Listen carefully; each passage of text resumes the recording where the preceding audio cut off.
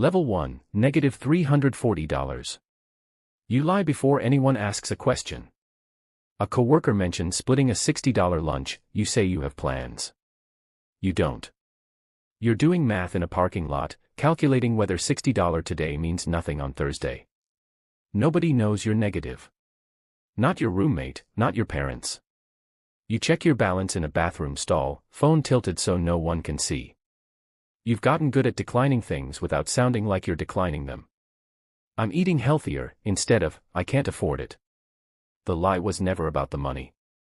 It's about the shame underneath it. The first rule, at negative balance, secrecy is survival wearing a disguise.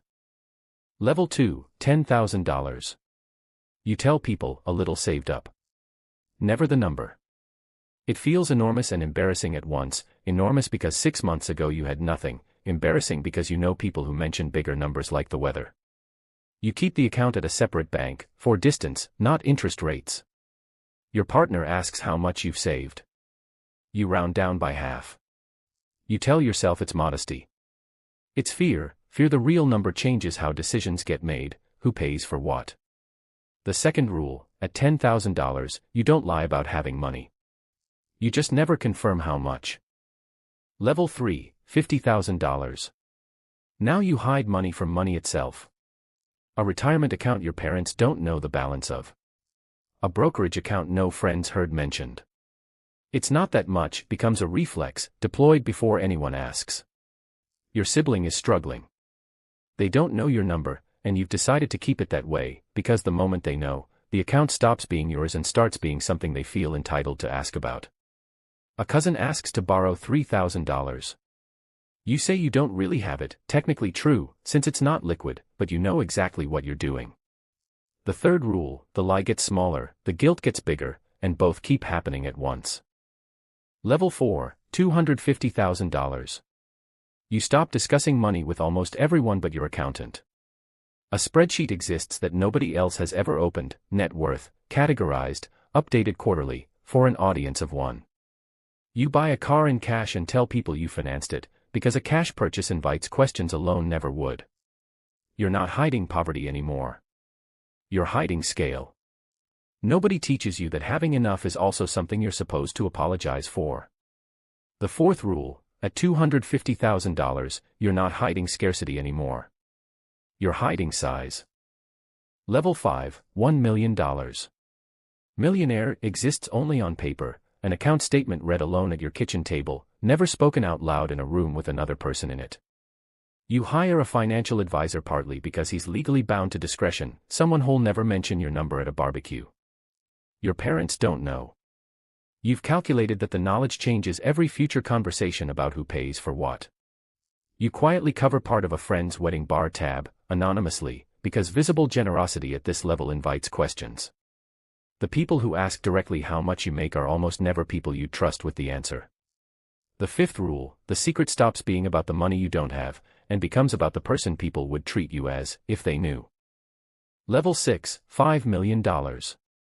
Now the secrecy has infrastructure. A trust with a name that isn't yours.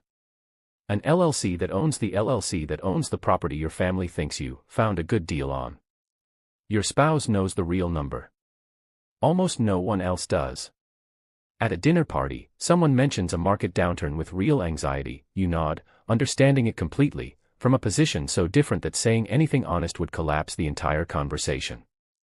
Your kids don't know the number either, deliberate, after reading what happens to children who grow up knowing exactly how much cushion exists beneath them.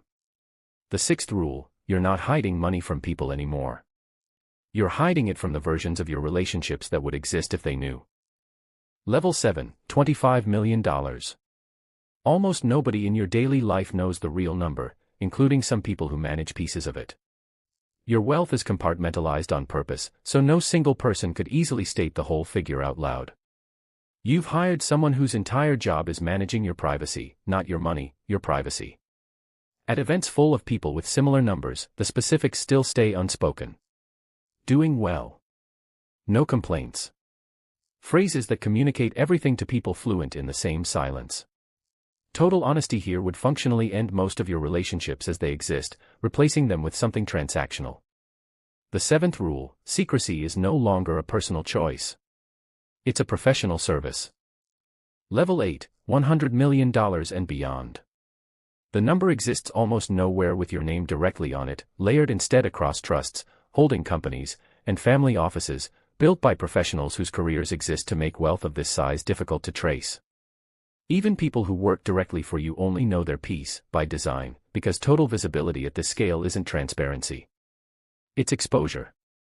Somewhere right now, someone is standing in a parking lot doing math on a $60 lunch, lying about having other plans, checking a banking app in a bathroom stall so no one sees the screen.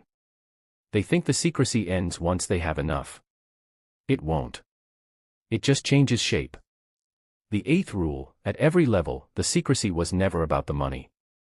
It's about controlling who gets to know you before they know the number, because once they do, most people stop being able to tell the difference.